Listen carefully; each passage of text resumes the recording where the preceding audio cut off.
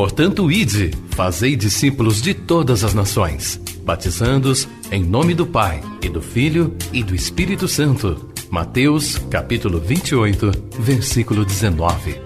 Assim diz o Senhor: quem tem ouvidos para ouvir, ouça o que o Espírito diz às igrejas.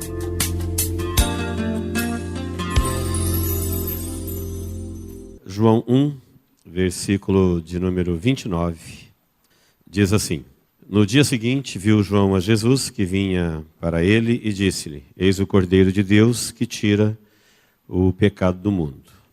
É este a favor de quem eu disse: após mim vem um varão que tem a primazia, porque já existia antes de mim. Eu mesmo não o conhecia, mas a fim de que ele fosse manifestado a Israel vim, por isso batizando com água. Amém? Até o versículo de número 31. Nós acabamos de cantar um louvor que diz: vem Jesus, ora vem Senhor Jesus. Esse é um cântico dos salvos.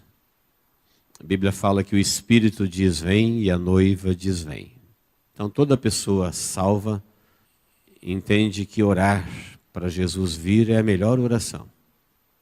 Viver num corpo melhor, num mundo melhor, uma vida melhor, tudo melhor é o desejo natural de qualquer um. Só quem não crê nisso ainda não tem fé para orar, ora vem Senhor Jesus. Mas quem sabe que tem um corpo de glória esperando, ele não quer viver num corpo mortal mais. Quem sabe que tem um reino riquíssimo, ele não quer viver num lugar tão pobre. Quem sabe que ele já tem direito a morar com Deus no céu, ele não quer ficar na terra com os demônios. Por isso ele canta: ora vem Senhor Jesus. Na cabeça do mundo, ou na maioria das pessoas, é claro, a gente percebe isso, que eles têm mais dificuldade em crer que Jesus salva do que condena. É comum as pessoas entenderem que Deus está à espreita, olhando os seus pecados, suas fraquezas e pronto a condená-los. Já não é tão comum as pessoas entender que Deus sabe de todas as fraquezas e que está pronto a perdoá-los. Na Bíblia nós vamos aprender que Deus, se Ele quisesse destruir o homem, Ele teria feito quando o homem pecou. Mas o mundo, as culturas, os ensinamentos, a herança que a gente tem desde Adão, é essa dificuldade de crer como pecador que somos, como limitado que somos, como pobre que somos, é crer nessa grandeza deste amor, dessa riqueza, dessa herança.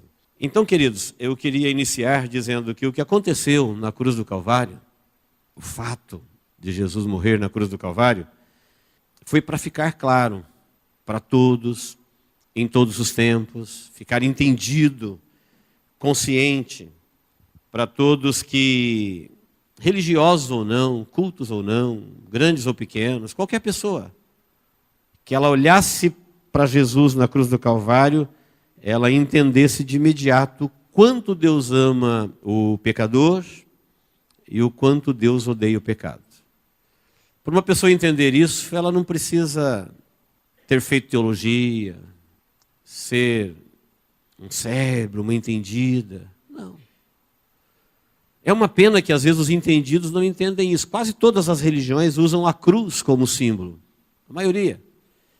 E é bem provável que a maioria das pessoas que viveram por anos em contato com este símbolo nunca entenderam o que ele quer dizer. E o que aconteceu na cruz do Calvário é para todo mundo entender para sempre o quanto Deus ama o pecador. Por que ele está ali?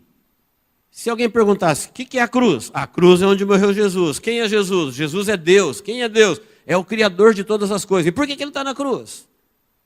A resposta é, por causa do pecador.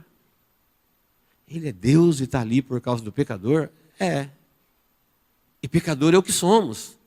Se eu perguntasse aqui, quem aqui sabe que é pecador? Todos nós diríamos, amém. Então ele está ali por mim? Sim. E a Bíblia diz, não tem prova de amor maior do que essa. Que Deus provou o seu amor enviando Jesus para morrer na cruz do Calvário, quando nós éramos ainda pecadores. Portanto, Deus não está escondido numa frestinha, olhando você pecar, pronto para te punir, esperando você cometer uma fraqueza para falar, te peguei, com um chicote, dizendo, você não me escapa. É a consciência que todo mundo tem. Um dia eu vou ter que pagar, eu vou ter que dar... Não, diz que Deus já sabia que nós éramos pecadores, de todos os nossos pecados, pecados que eu não tinha cometido antes de eu nascer, Ele já sabia todos eles. E Ele está lá na cruz por mim, por você. Isso tem que ficar claro. Quando você olhar numa cruz, quando você ver um símbolo, quando você pensar na cruz, quando você lembrar de Jesus, quem está na cruz? Deus se fez homem, está pendurado na cruz para morrer pelos pecadores. E eu tenho consciência de que eu sou um deles, portanto, Ele está lá por mim. Eu nunca vou poder dizer que Ele não me amou. Uma maldade da minha parte dizer que eu não sinto que sou amado. Uma incredulidade. Mas a cruz deixa claro, entendido, consciente, todo mundo que olha para a cruz tem que ver essa mensagem, porque você não precisa entender de nada para perguntar: que é a cruz? Quem está lá? Por que está lá? Pronto. Qualquer um. Qualquer pessoa, de qualquer religião. É a primeira mensagem da cruz. A segunda mensagem da cruz é para você entender, é para nós entender, para ficar claro, entendido, consciente para sempre, o quanto Deus odeia o pecado. É uma prova do quanto Ele ama o pecador. Por que Deus está ali pendurado na cruz? Na forma de homem, por causa do pecador. É um amor inexplicável que Ele tem pelo pecador. E por que Ele tem que passar por tudo isso? Por causa do pecado. Ele é Deus e Ele vai ter que morrer. É para você entender o quanto Deus odeia o pecado. Mas quem está na cruz é Jesus. Só que sobre Jesus estão os nossos pecados. E para você entender como é que Deus se relaciona com o pecado, Jesus vai morrer. De forma cruel, de forma injusta, de forma violenta. E Deus, Pai, não vai livrá-lo. Mas Ele é o Filho de Deus. Mas Ele tomou sobre si os nossos pecados. E Deus não tolera pecado. Então são duas mensagens claras, olho nu, que o que aconteceu na cruz nos revela o quanto Deus ama o pecador que somos nós, por nós Ele está na cruz, e o quanto Deus odeia o pecado. Jesus vai morrer porque, só por isso, Ele não tem pecado dele. Ele vai morrer porque Ele assumiu os meus. E quando Ele assumiu os meus e os seus, então é por isso que Ele está ali. Ele vai morrer. Agora imagine o pecador que estiver com os seus próprios pecados diante de Deus. Jesus não está com o pecado dele, está com o pecado dos outros. Ele é Deus. E Ele vai sofrer tudo que vai sofrer por causa do pecado. Não é por causa dele. Não é o pecado dele, é o pecado dos outros. Agora você imagine o pecador que comparecer diante de Deus com os seus próprios pecados sem Jesus. Quando Jesus, o Filho de Deus, compareceu com os pecados do mundo, Ele teve que morrer. Então, queridos, a nossa reflexão de hoje, ela é muito abençoadora e bem simples de entender. O texto diz que João falou: olha, eu vim para manifestar para vocês Jesus, e eu não conheço. Eu vim preparar o caminho, e a hora que eu ver Ele, eu vou falar para vocês quem Ele é. E quando Ele vê Jesus, Ele diz: olha ali o Cordeiro de Deus que tira o pecado do mundo. Era dele que eu estava falando. Então Jesus aqui é apresentado para a humanidade como aquele que vai tirar o pecado. O pecado, queridos, é uma coisa perigosíssima. Nós temos que entender que Ele já fez um número incontável de vítimas eternas. Ninguém poderia dizer quantas pessoas já foram para a condenação eterna por causa do pecado. A Bíblia fala que o inferno abriu a sua boca e não há quem sacie a sua sede. Então o pecado tem feito vítimas e vítimas e vítimas eternas em todas as camadas sociais, em todos os lugares, tudo por causa da falta de cuidado no manuseio com este assunto, pecado. Então tem gente que ele não tem nenhum tipo de fé quando o assunto é pecado. Ele não crê na doutrina do pecado. Não tem o menor cuidado em lidar com isso. Não evita relacionamentos pecaminosos. Ele não tem nenhuma dificuldade em conviver com o pecado. Enfim, ele ignora. Ele ignora o estrago que o pecado tem feito no mundo angelical, primeiro, e depois na humanidade.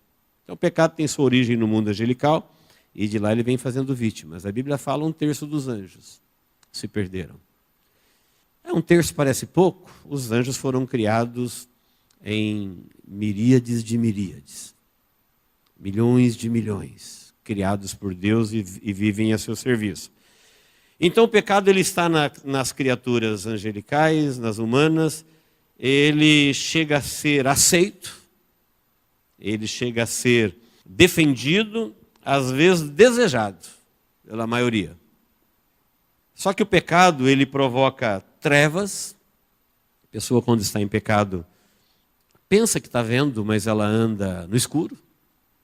Ela vai viver a vida toda e vai passar sempre pelos mesmos caminhos. Sentir os mesmos problemas, as mesmas fraquezas, desde quando ela se achou viva na vida até o último momento em que viveu. Perdida, andando em círculo. A pessoa, quando está perdida, ele passa no mesmo lugar. Então, isso é um sentimento comum de quem não sabe onde está. O tempo passa e ele está com os mesmos conflitos, com as mesmas perturbações, com as mesmas perguntas que o acompanhou a vida toda. O que é isso? É um efeito do pecado na vida do ser humano. O pecado provoca irracionalidades. O homem pecador, ele faz coisas que racionais não deveriam fazer. E ele ri, ele brinca com isso.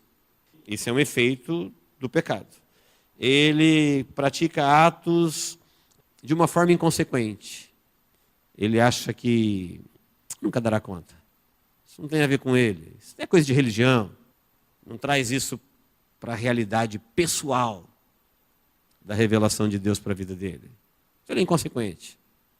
Efeito do pecado. O pecado produz isso na mente humana.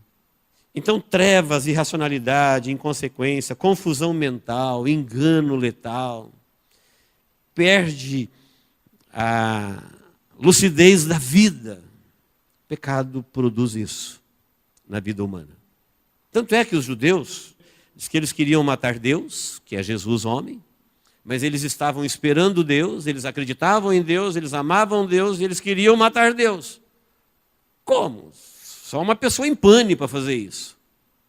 Só alguém profundamente perdido. Como é que o povo de Deus, que espera a Deus, que ama a Deus, que crê em Deus, agora eles querem matar Deus, como se fosse possível matar Deus? Deus você só pode matar na sua vida, para você. Fora disso, você não tem como matá-lo. Mas eles queriam matar Jesus. E enquanto não chegou a hora, eles não conseguiram. Quando chegou a hora, Jesus disse, agora chegou a hora, agora eles vão matar. Ele falou, a minha vida, eu de mim mesmo a dou. Mas olha que surto! Como é que pode alguém matar Deus? Qual o único lugar possível? Em você. O único lugar possível que eu posso matá-lo é para mim, ou em mim. Em nenhum outro lugar eu posso fazer isso. Mas você vai ver que eles desejavam matar Jesus. Amam Deus, esperam por Deus e querem matá-lo. O que é isso? Efeito do pecado. O pecado traz esses transtornos das pessoas em relação a Deus, em relação à vida, em relação à eternidade.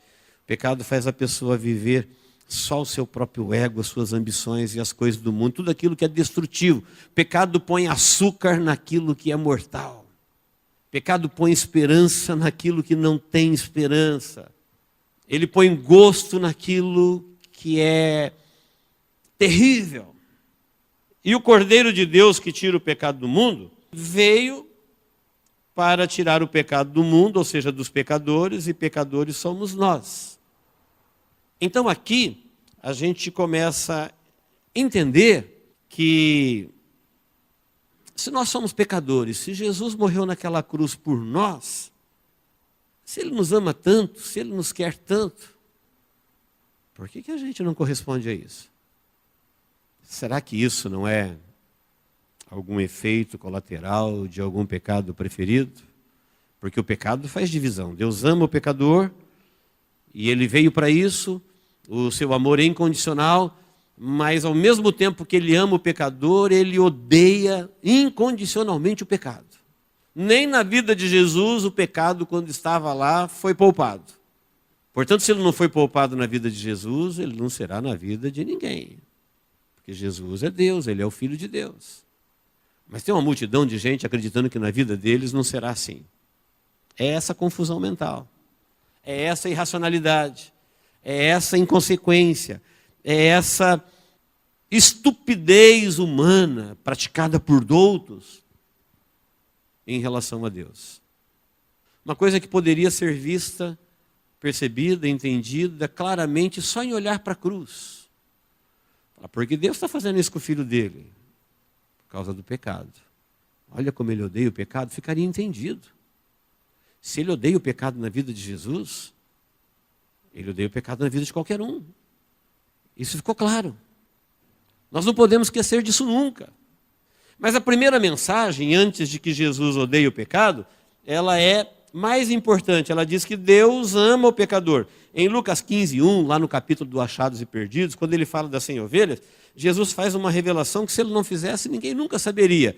Ele disse que tem júbilo no céu, tem festa no céu por um pecador que se arrepende na terra. Mais do que por 99 justos que não necessitam de arrependimento.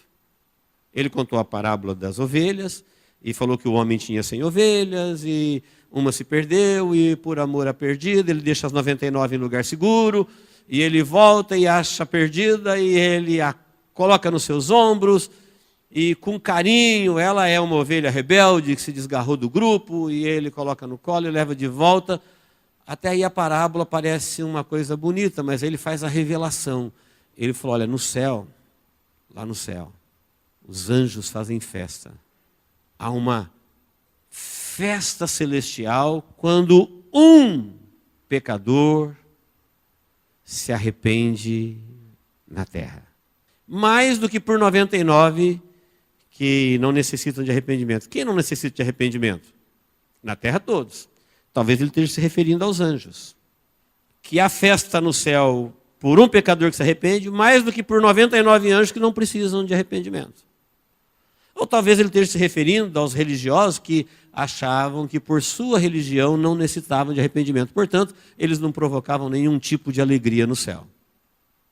Seja qual for a interpretação correta, ela está fazendo a mesma revelação, que os céus entram em festa. Jesus fez isso porque os religiosos estavam escandalizados, dizendo que Jesus comia com os pecadores, que Jesus recebia os pecadores. É verdade, Jesus comia com eles, mas o correto seria dizer que não é que Jesus come com os pecadores, é que Jesus deixa os pecadores comer com eles. Quem está comendo com quem? Eles faziam uma acusação como se Jesus estivesse comendo com os pecadores para ser pecadores com ele. Não, é o contrário. Jesus é Deus, Ele é poderoso, Ele é o Salvador. Ele permite que pecadores comam com Ele para tirá-los da sua condição de pecado. Não é Ele que quer ser um pecador. Ele quer tirá-los da sua condição de pecado. Ele veio para isso. Então, o correto seria dizer, Ele deixa os pecadores comer com Ele. Ele recebe os pecadores, sim. É Ele que dá a abertura. Não é os pecadores que o atraem. É Ele que está interessado nos pecadores. Lá no mesmo capítulo de Lucas, depois de falar da dracma perdida, onde ele fala que há festa no céu por um pecador que se arrepende, ele conta a parábola do filho pródigo. Os irmãos conhecem a parábola todinha, do filho que foi embora, gastou a herança do pai e arrependido, voltou. O irmão mais velho ficou triste e o pai disse para ele assim, olha, nós tínhamos que nos alegrar, nós tínhamos que nos regozijar, ele estava morto. e reviveu. Ele estava perdido e ele foi achado. A revelação estava dizendo, desde o momento em que ele se foi de Deus, ele já estava morto. Ele era um morto-vivo. É o que é todo pecador. Um morto-vivo. Um perdido que pensa que sabe onde está indo, mas ele está perdido. É questão de tempo para chegar a hora e ele falar, e agora, o que eu faço? Para onde eu vou? Durante um tempo que ele está sob o tempo chamado, sob minha direção, é quando você pensa que você manda no seu nariz, parece que ele sabe onde vai, mas é questão de tempo para ele falar, e agora, o que eu faço? E agora, no fim da linha, para onde eu vou? Estava perdido o tempo todo, só não sabia. Estava morto o tempo todo, ele só não sabia. Foi por esse tipo de gente que Jesus veio. Ele sabia que nós éramos assim, que nós tínhamos os nossos defeitos, todos os nossos defeitos que nós conhecemos e até os que desconhecemos, ele sabia de tudo isso. E mesmo assim, ele me amou, ele te amou, ele ama o pecador. Só que ele odeia o pecado do pecador. Aí João diz assim, olha, ele é o Cordeiro de Deus, ele tira o pecado, ele separa um do outro. Ele não veio para levar pecadores para o céu e nem deixou pecadores aqui para serem condenados com o diabo. Ele veio para separar pecadores do pecado. Tanto é que cada pessoa dessa que Jesus encontra, ele dizia assim, olha, agora vai e não peques mais. O que quer dizer isso? Que agora, a partir de agora, ele não é mais pecador? Não, ele vai continuar sendo pecador. Ele nunca mais vai cometer um pecado? Não, ele vai cometer pecado. Mas ele descumpriu a ordem, vai e não peques mais? Não, não é isso. Jesus está dizendo para ele assim, olha, você era um pecador, separado de Deus, sem comunhão, portanto, você é um perdido, você é um morto, e agora você encontrou com Deus, ele perdoou os teus pecados, foi restaurada a comunhão. A partir de agora, você vai viver na perspectiva de um salvo. Você vai viver na perspectiva de alguém que cancelou toda a maldição, cancelou toda a culpa, tudo que você pudesse imaginar do primeiro dia da sua vida até o exato momento que isso acontece, que Deus poderia te punir por aquilo, foi cancelado. E não somente cancelado, você foi chamado de volta à comunhão para se relacionar com Deus. E a partir do momento que você aceita essa proposta, você começa a cantar, ora vem Senhor Jesus. Você começa a entender o quanto Deus te amou e o quanto Ele odeia o pecado. E nesse novo relacionamento com Deus, você começa a amar a Deus e a odiar o pecado também, mesmo quando você o comete. Antes você o praticava e ele, nos seus efeitos colaterais, fazia isso ser bom. Agora, ele é indesejável. Então, queridos, Jesus nunca disse que ser pecador é um problema. Isso é a ideia da religião, isso é a ideia de cada um, isso é a ideia do diabo, isso é engano. Para dizer para as pessoas que Deus é muito sério, é muito poderoso, é muito vingativo, e, portanto, Ele está esperando uma oportunidade para te pegar. Não é verdade. É uma olhada para a cruz e perguntar quem está lá e por que está lá, e a resposta é, Ele está lá por você. Não é possível. Não é possível que alguém vai olhar para a cruz e responder essas perguntas e dizer que Deus está querendo puni-lo. Agora, queridos, uma coisa fácil que a gente precisa aprender. A humanidade, ela seguiu 3 caminhos: os filhos de Adão, os filhos de Abraão e os filhos de Jesus. Veja com quem você se parece. Quem que é os filhos de Adão? Os filhos de Adão são aqueles que foram expulsos do Éden. Antes da expulsão, eles falavam com Deus todos os dias. Se relacionavam, conversavam dos assuntos do dia. Conversar com Deus fazia parte da vida de Adão. Conversar com Adão fazia parte do dia de Deus. Mas porque Deus um dia falou para ele, não faça isso, e ele fez, ele rompeu com Deus. E agora, rompido com Deus, ele não tem mais prazer em Deus, não fala mais com Deus, não vive mais com Deus. Então ele foi criar deuses para ele, ele foi criar suas culturas, ele foi sobreviver sem Deus, foi viver a vida. A terra virou isso que está aqui hoje. É o homem vivendo sem Deus. Criou seus deuses, suas religiões, suas culturas, sua justiça, e ele vive muito bem sem Deus. Deus não faz falta para ele. Você falar para eles assim, olha, e Deus? Eles vão dizer, não estou interessado. Você perguntar para Deus, e eles? Deus vai dizer, são abominações. E os seus atos de justiça são trapos de imundície. E o que eles fizeram? Será tudo destruído. E por que eles viveram? Não tem o menor valor, são abominações. São uma espécie de câncer da humanidade. Os que não vivem com Deus, que romperam com Deus. Eles são a destruição da espécie. Por isso Deus, quando chamou os filhos de Abraão, falou, você vai vencê-los, você vai destruí-los, você vai matá-los.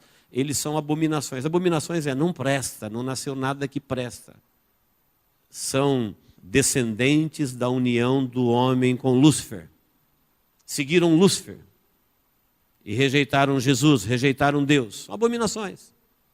Os abomináveis têm suas glórias, têm suas reputações, têm seus pódios. Mas em relação a Deus, são abominações. São mantidos por Deus, foram criados por Deus e vivem uma vida ofensiva a Deus. São contra Deus. Alguns chegam a se tornar agressores a Deus.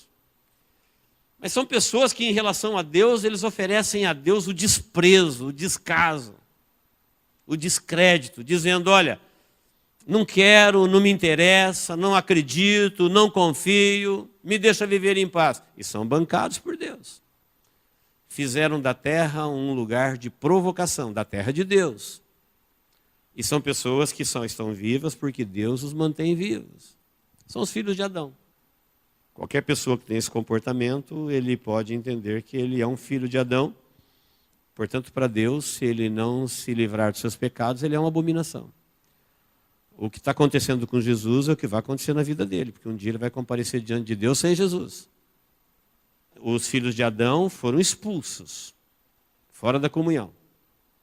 Não tem relacionamento com Deus. Os filhos de Abraão, eles são chamados por Deus para ser de Deus.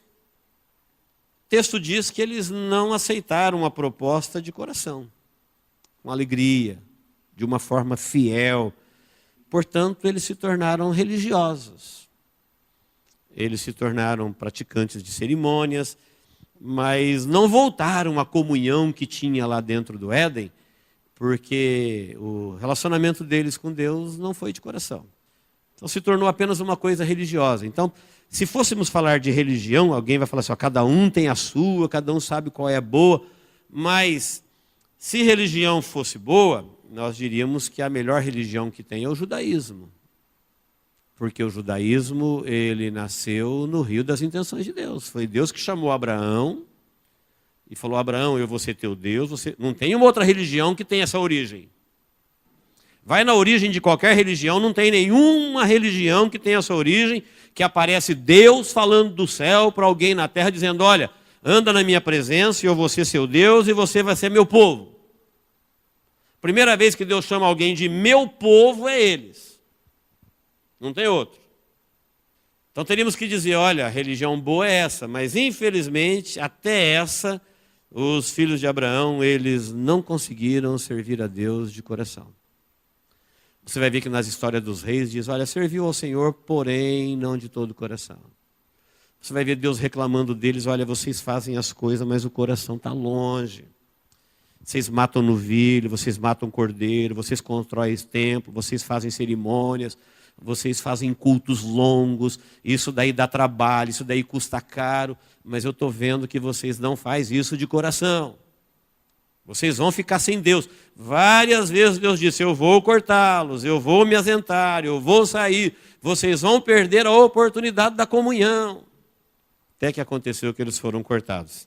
E aí veio a oportunidade que nós acabamos de ler. João, olhando para Jesus, falou, olha aí o Cordeiro de Deus que tira o pecado do mundo.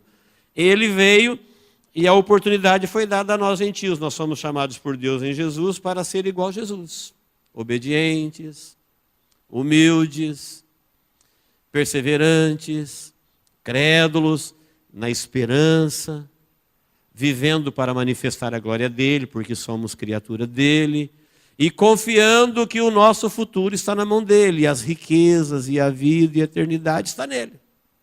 Esses são os filhos de Jesus, a nova humanidade a partir de Cristo. Nós temos que agora ver onde é que a gente se encaixa aqui. Porque quando a gente diz, olha, Deus ama o pecador, pecador sou eu. Jesus está naquela cruz por minha causa, por mim. Ele não vai me punir dos meus pecados? Não, ele está morrendo por eles. Ele mesmo disse, eu não vim para condenar ninguém, eu vim para salvá-lo. Não quero te punir, não vou te punir, não quero te matar, não quero que você morra. Agora tem um problema, o pecado. Deus odeia o pecado. E aí a gente viaja quando o assunto é pecado, porque o nosso conceito de pecado é os mais variados, é de acordo com cada cabeça, com cada religião. Eu gostaria que nós definíssemos um conceito bíblico de pecado. Pecado para Deus é você não querê-lo, é você não amá-lo, é você não corresponder, é você não dar ouvido, é você duvidar dele, é você ignorar tudo que ele tem para te dizer. E Deus odeia isso.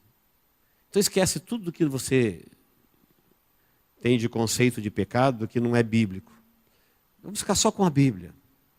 Por exemplo, por que Deus amaldiçoou Adão? Porque Deus disse para ele, Adão, não coma. Ele comeu. Adão não xingou Deus, ficou bravo com Deus, falou, eu não gosto de você. Não. É que Adão tinha conhecimento suficiente para saber que Deus era o seu provedor. Deus era o seu protetor, Deus era o seu Deus. E ele não tinha que deixar de ouvir Deus para dar ouvido a Lúcifer. Você dar mais crédito a Lúcifer do que a Deus, só porque Lúcifer prometeu mais do que Deus? Deus tinha feito o homem e diz, você vai ser homem. E a Lúcifer chegou lá e falou para ele, você vai ser Deus. Cadê que o homem virou Deus? Promete tudo e não dá nada, porque ele não tem nada.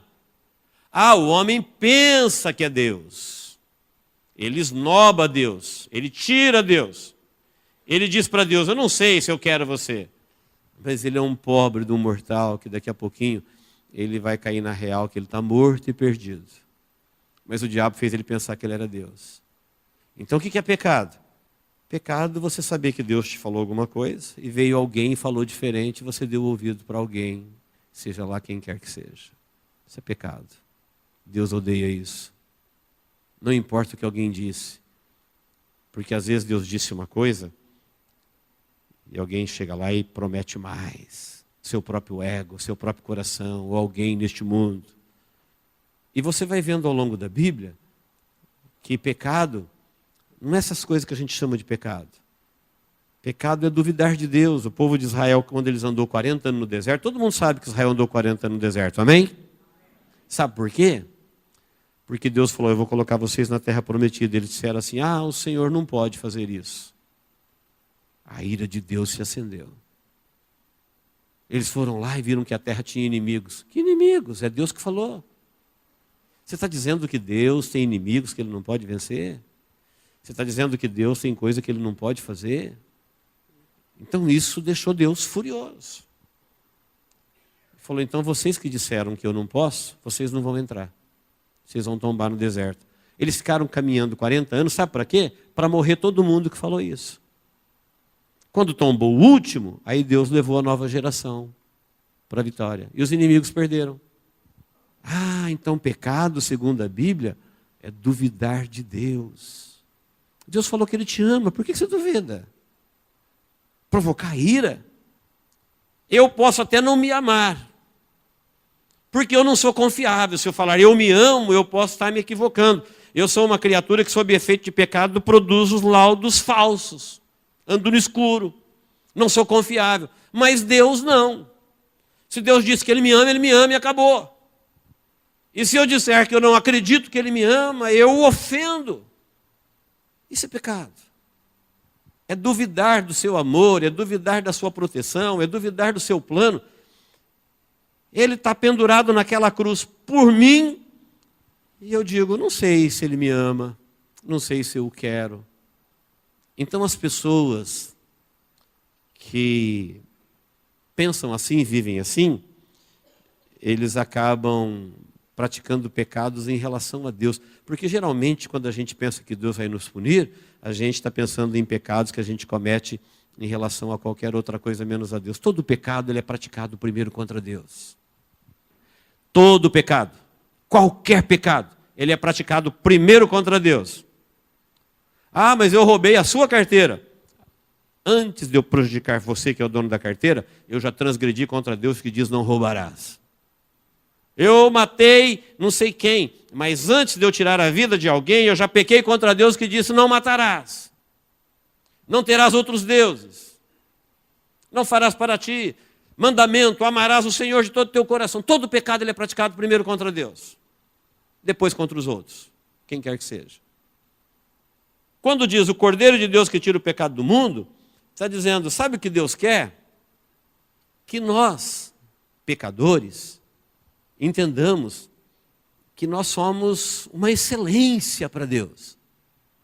Faz mal que a tua vida foi suja, imunda. Alguém fala, pastor, que é isso? Está querendo encobrir o pecado dos outros? Não, para Deus todos são iguais. Deus tinha duas coisas a fazer, ou mata todo mundo, ou ama todo mundo. Ele decidiu amar todo mundo. Então, até gente que a gente não consegue amar, Deus ama ele. Ele decidiu salvar todo mundo. Mas ele quer que as pessoas que ele amou voltem de coração para ele.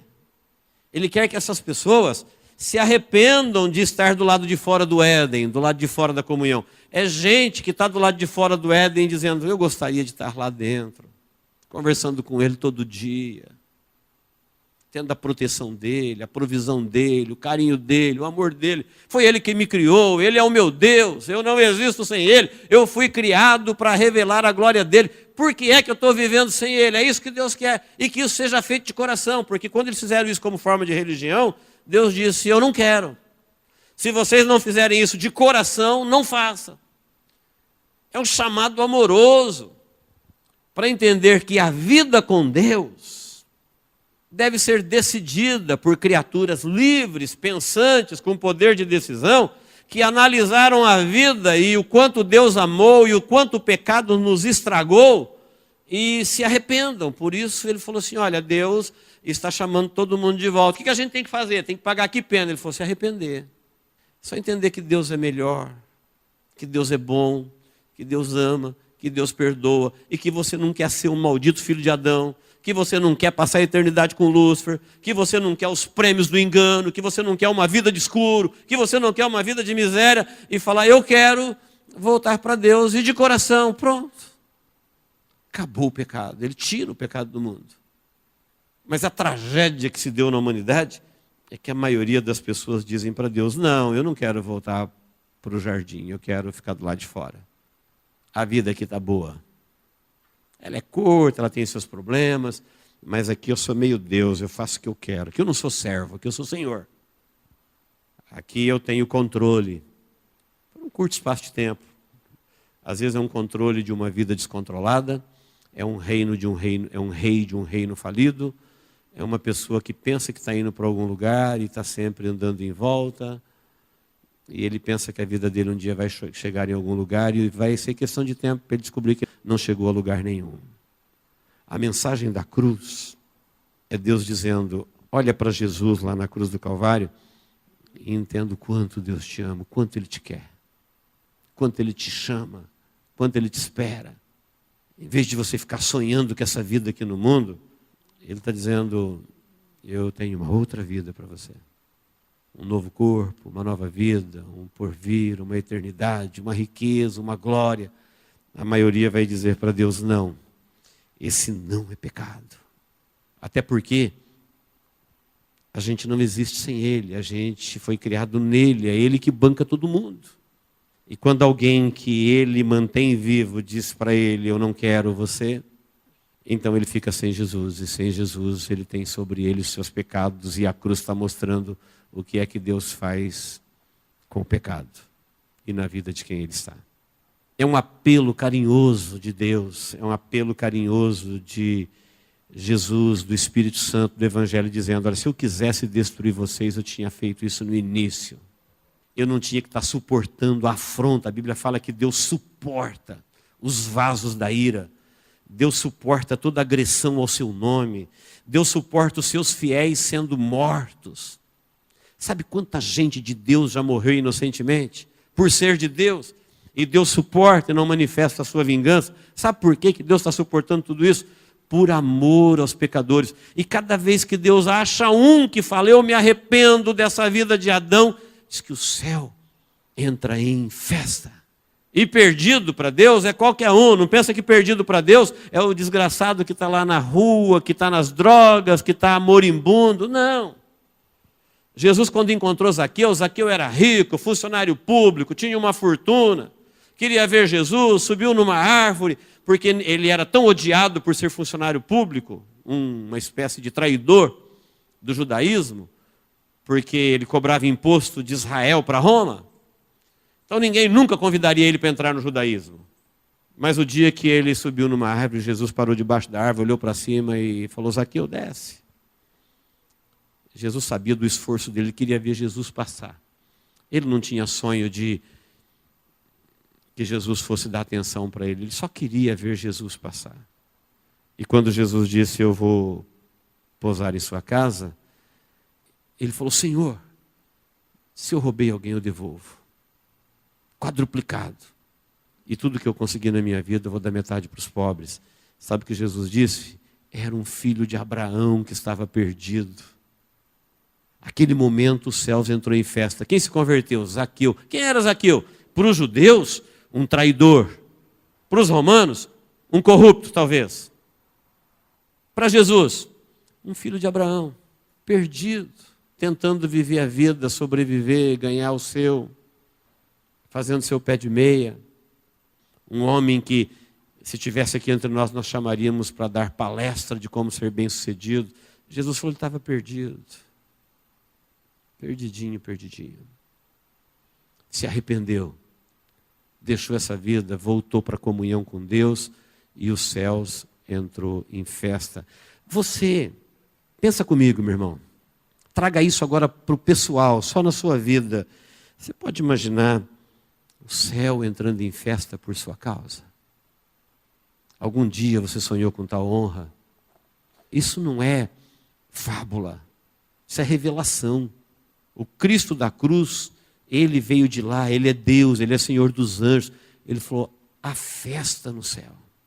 Quando um pecador, ele aceita esse convite amoroso de Deus para voltar a viver com ele diariamente. Ter comunhão, não duvidar, acreditar, ter essa esperança, ter sonhos. Deus tem sonhos com a igreja. Deus apresenta a igreja, que são os pecadores arrependidos, como alguém que vai casar com seu filho. Está nos sonhos de Deus. Deus planejou a nossa redenção antes da formação do mundo. Nós estamos nos sonhos de Deus há muitos anos. E ele diz: quando um pecador se arrepende de fato de ter sido um filho de Adão, de ter sido um filho da religião, e resolveu a partir de agora: eu não quero mais ser filho de Abraão, eu não quero mais ser filho de Adão, eu quero ser filho de Jesus. O que é ser filho de Jesus? É viver como Jesus viveu. Jesus viveu em comunhão com Deus, ele falava com Deus todo o tempo, ele tinha prazer em Deus, ele fazia a vontade de Deus, ele não duvidava de Deus, era Deus o tempo todo, e ele era homem como nós. Ele é o exemplo, por isso ele é o Salvador. E por isso ele disse: segue-me, negue-se a si mesmo e siga-me. Ele está dizendo: faça o que eu faço. Eu vim ser o homem que Deus quer que todo homem seja. Jesus não veio para bater metas e ser um camarada que ia fazer coisas impossíveis para ser aplaudido. Não veio para sofrer na cruz, para as pessoas ficar lamentando. As mulheres que batiam no peito quando Jesus estava indo para a cruz, ele parou com a cruz e disse: filhas de Jerusalém, não chorem por mim. Deus não quer comoção. Ele quer salvação. Não adianta nada você ficar chorando, que nem a religião faz as pessoas chorar por Jesus até hoje. Ele é triunfante, ele está lá revelado em Apocalipse capítulo 1, assentado no trono, com Deus, poderoso, glorioso, imortal. Venceu a morte, venceu o inferno. Então o que Deus quer não é que sejamos filhos de Adão nem filhos de Abraão, mas filhos de Deus Pessoas que se arrependeram e querem de coração, o tempo todo, ter comunhão com Deus. Acreditar no seu amor, acreditar no seu plano, acreditar na sua salvação, acreditar na sua promessa, acreditar na ressurreição, acreditar na sua vinda, acreditar nas riquezas celestes, na vida eterna. Esse é o chamado de Deus para o amado pecador. Quando o diabo falar para você que você é um pecador, diga sim. Diga para ele, você tem ideia do quanto Jesus ama o pecador?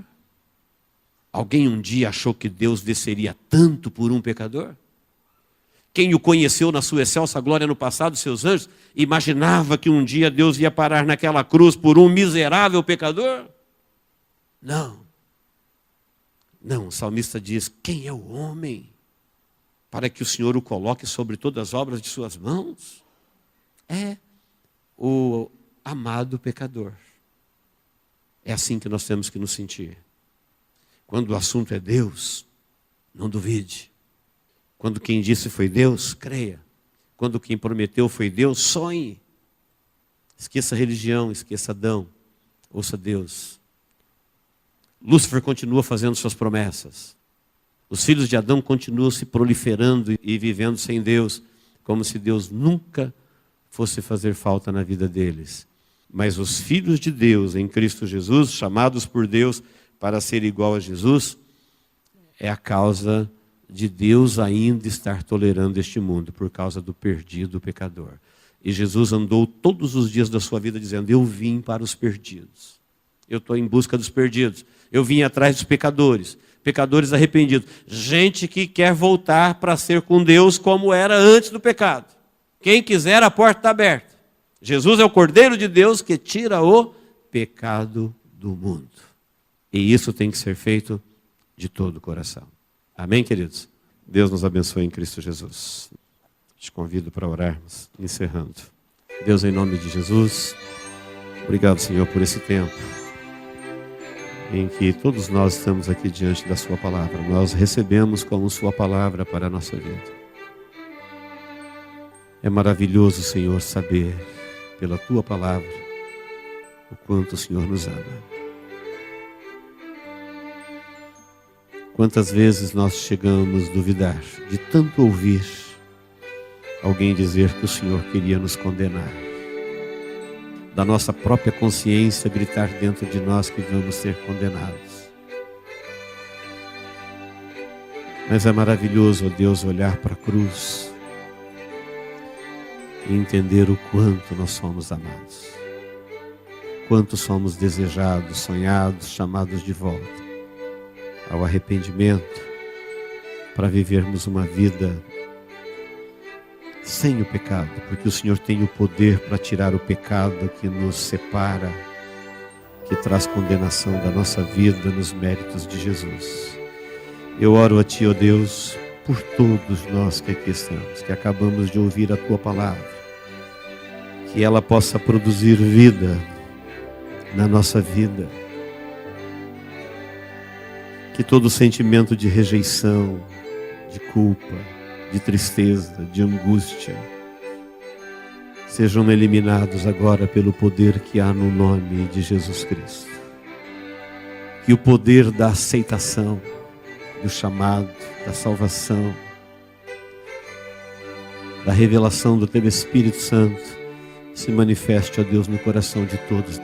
Que todos possam sair daqui entendendo quantos são desejados, sonhados e amados por Ti.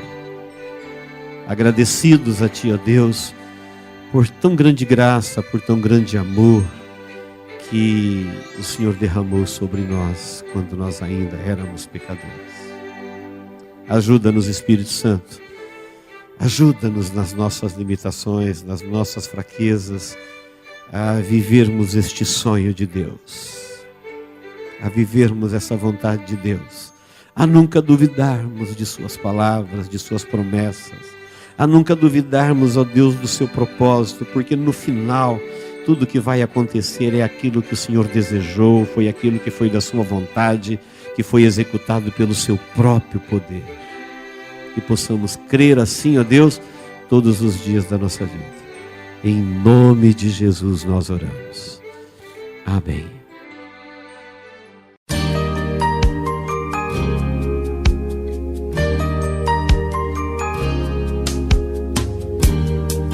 Esta mensagem foi gravada ao vivo quando ministrada na Igreja Evangélica Manancial. Este tema e outros mais estão à disposição do público a preço de custo, com o único objetivo de proclamar a palavra de Jesus nestes últimos dias.